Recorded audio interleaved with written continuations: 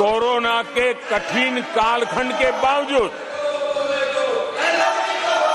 संघर्ष की वैश्विक परिस्थितियों के बावजूद भी, तनाव के वातावरण के बावजूद भी हम हमारे देश की अर्थव्यवस्था को 10 नंबर से आज विश्व में 5 नंबर पर पहुंचाने में सफल हुए हैं।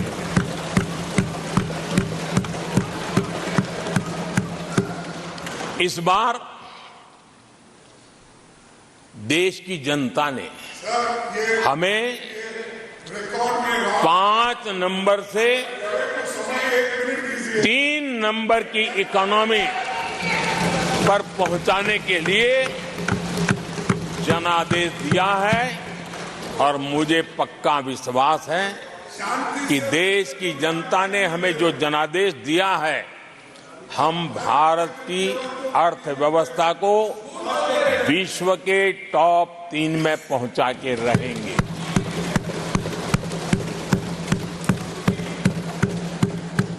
मैं जानता हूं आदरणीय सभापति जी, यहां कुछ ऐसे विद्वान हैं जो ये मानते हैं कि इसमें क्या है, ये तो होने ही वाला है, ये तो अपने आप तीसरे नंबर पे पहुंचने वाली है, ये तो अपने आप हो ही जाएगा, ऐसे विद्वान हैं। अब ये लोग ऐसे हैं जिन्होंने ऑटो पायलट मोड पे सरकार चलाने का या तो रिमोट पायलट पर सरकार चलाने का उनको आदी है, इसलिए वो कुछ करना धरने में विश्वास नहीं करते हैं। वो कुछ करने धरने में विश्वास नहीं करते, वो इंतजार करना जानते हैं। लेकिन हम परिश्रम में कोई कमी नहीं रखेंगे।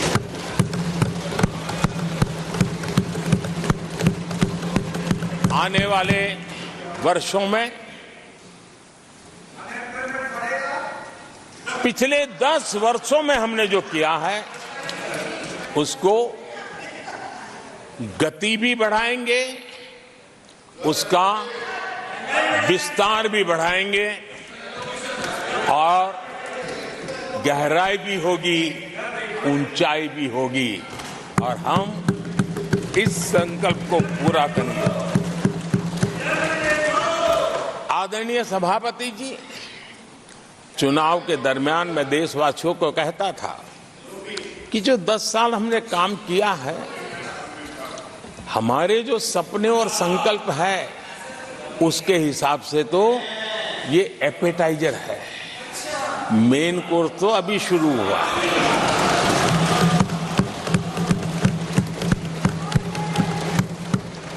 आदरणीय सभापति जी, आने वाले 5 साल मूल सुविधाओं के सैचुरेशन के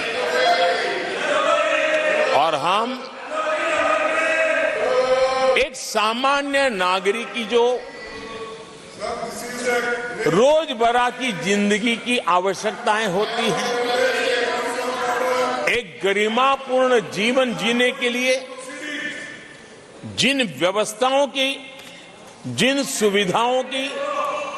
जिस प्रकार के गवर्नेंस की आवश्यकताएं होती हैं, हम इन मूलभूत सुविधाओं के सैचुरेशन का युग के रूप में उसको परिवर्तित करना चाहते हैं। आदरणीय सभापति जी, आने वाले 5 वर्ष गरीबों के खिलाफ निर्णायक लड़ाई के हैं। आने वाले 5 वर्ष गरीबी के खिलाफ गरीबों की लड़ाई, और मैं मानता हूं गरीब जब गरीबी के खिलाफ लड़ाई के लिए एक सामर्थ्य के साथ खड़ा हो जाता है तो गरीबों की गरीबी के खिलाफ की लड़ाई सफलता को प्राप्त करती है और इसलिए आने वाले 5 साल गरीबी के खिलाफ लड़ाई के निर्णायक वर्ष हैं और यह देश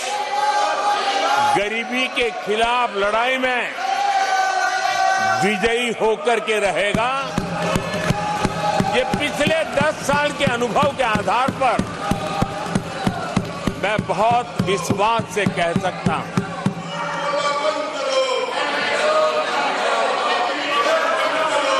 आदरणीय सभापति जी, जब देश दुनिया की तीसरी बड़ी इकोनॉमी बनेगा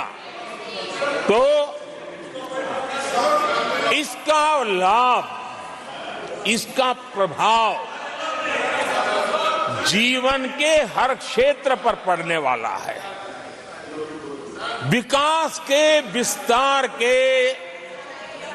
अनेक अवसर उपलब्ध होने वाले हैं और इसलिए जब हम दुनिया की तीसरे नंबर की इकोनॉमी बनेंगे तब भारत के हर स्तर पर सकारात्मक प्रभाव तो होगा, लेकिन वैश्विक परिवेश में अभूतपूर्व प्रभाव पैदा होने वाला है।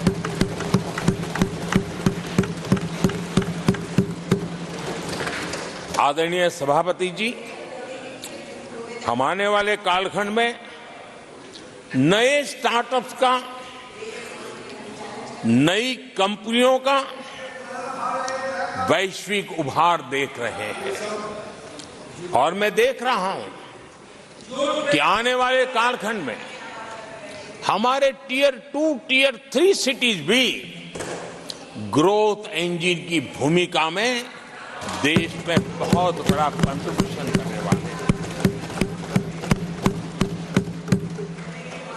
आदरणीय सभापति जी, ये शताब्दी टेक्नोलॉजी ड्रिवन शताब्दी है और इसलिए हम कई नए सेक्टर्स में नए फुटप्रिंट्स भी अवश्य रूप से देखेंगे। आदरणीय सभापति जी, आने वाले 5 साल में पब्लिक ट्रांसपोर्ट में बहुत तेजी से बदलाव आने वाला है